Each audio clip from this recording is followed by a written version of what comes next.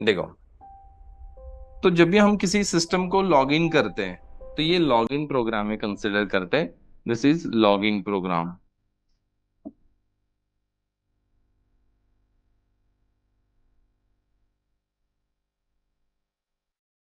ये हमारा logging programme है।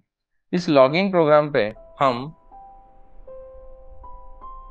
यूजर नेम डाल दें, रूट, और एंटर देने के बाद पासवर्ड मैंने दिया था अभी रेड हैट। तो जैसे मैंने यूजर नेम दिया रूट और पासवर्ड दिया ऑथेंटिकेशन के लिए रेड हैट, तो ये लॉगिन प्रोग्राम सबसे पहले इस रिक्वेस्ट को लेके जाता है कर्नल के पास। कर्नल जो हर एक ऑपरेटिंग सिस्टम में होता है, कर्नल का ड्यूटी होता है हार्डवेयर एंड सॉफ्टवेयर दोनों को कंट्रोल, दोनों को मैनेज करता है। हार्डवेयर एंड सॉफ्टवेयर इन दोनों के बीच में कम्युनिकेशन करवा देता है। तो जितने भी हम कंप्यूटर को इंस्ट्रक्शन देते हैं वो सब कुछ कहाँ पे जाते हैं, कर्नल के पास। और फिर कर्नल चेक करता है कि रिक्वेस्ट कहाँ से आया है, लॉगिन प्रोग्राम से। लॉगिन प्रोग्राम में क्या होता है, यूजर नेम पासवर्ड देना होता है, यहाँ पे ऑथेंटिकेशन किया जाता है, माने आपको वेरीफाई किया जाता है कि आप ट्रू यूजर हो, माने ट्रस्टेड यूजर हो, या फिर आप अनट्रस्टेड यूजर हो।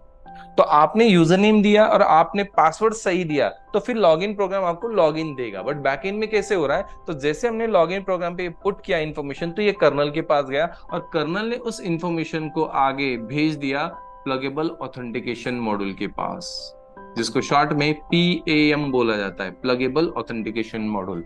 वैसे तो कर्नल खुद काम नहीं करता है, कर्नल काम करवा लेता है, जस्ट लाइक मैनेजर होता है ये, ठीक है। तो उसने चेक किया लॉगिन प्रोग्राम का काम कौन देखता है, तो प्लगेबल ऑथेंटिकेशन मॉड्यूल देखता है, तो फिर उसको बोलता है और वो वेरीफाई करता है। तो प्लगेबल ऑथेंटिकेशन मॉड्यूल जो ऑथेंटिकेशन को चेक करने के लिए ये मॉड्यूल इंस्टॉल होता है हर एक ऑपरेटिंग सिस्टम के अंदर।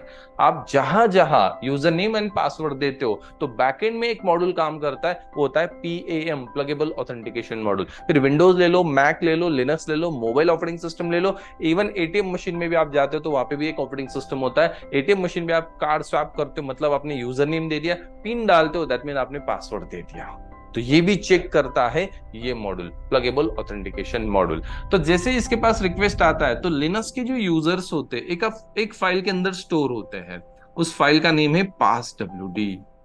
तो वो वेरीफाई करता है आपने दिया हुआ यूजर नेम इस फाइल में वेरीफाई करेगा, सचमुच वो यूजर है या फिर ऐसे ही आपने लिख दिया गलत। तो फिर ये वेरीफाई करेगा। फिर जो पासवर्ड आपने दिया वो पासवर्ड वेरीफाई किया जाता है ATC के अंदर, सैडो के अंदर। सैडो नाम का एक फाइल होता है, वहां पे वेरीफाई किया जाएगा सैडो। तो सैडो फाइल के अंदर ये पासवर्ड स्टोर होते हैं यूजर्स के, एंड यूजर स्टोर होते हैं passwd फाइल के अंदर। तो आपने दिया हुआ इंफॉर्मेशन को वो इन दोनों फाइल में वेरीफाई करता है, और जैसे वो सक्सेसफुली आपने पुट किया होगा तो फिर प्लगेबल ऑथेंटिकेशन मॉड्यूल कर्नल को बता देता है कि इसने सही यूजर नेम एंड पासवर्ड दिया है, ठीक है।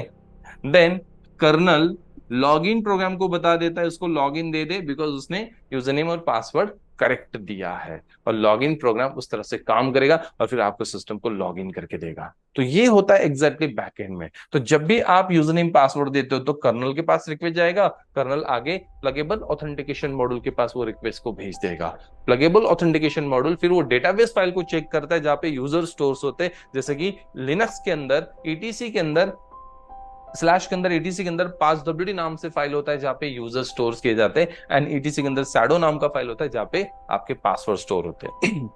हालांकि ये जो पासवर्ड स्टोर्स होते हैं सैडो फाइल के अंदर, ये प्लेन टेक्स्ट में नहीं होता है, माने रेड हैट ऐसा नहीं होगा, इंक्रिप्टेड फॉर्मेट में होता है, उसको हैश वैल्यू बोला जाता है।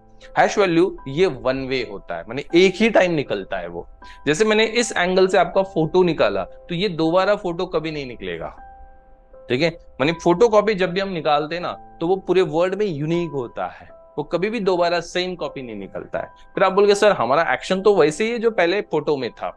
नहीं, आपका मूवमेंट थोड़ा बहुत चेंज हो चुका होगा, आपका नहीं तो बट बाकी जो ऑब्जेक्ट्स है उसका मूवमेंट चेंज हो चुका है।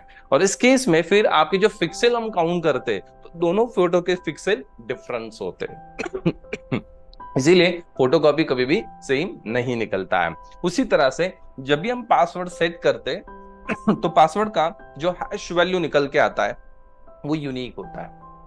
मैं बार बार रेड हैट ही पासवर्ड सेट कर रहा हूं but bar bar hash value change हो रहा है, ठीक है। हालांकि ऐसा नहीं होगा कि रेड हैट पासवर्ड इसका हैश वैल्यू ये फिक्स है, ऐसा होता था हैकर वो उतना ही वैल्यू याद रखता और फिर आपका पासवर्ड आराम से क्रैक हो जाता है। इसलिए ये हैश वैल्यू हमेशा चेंज होता रहता है, ठीक है।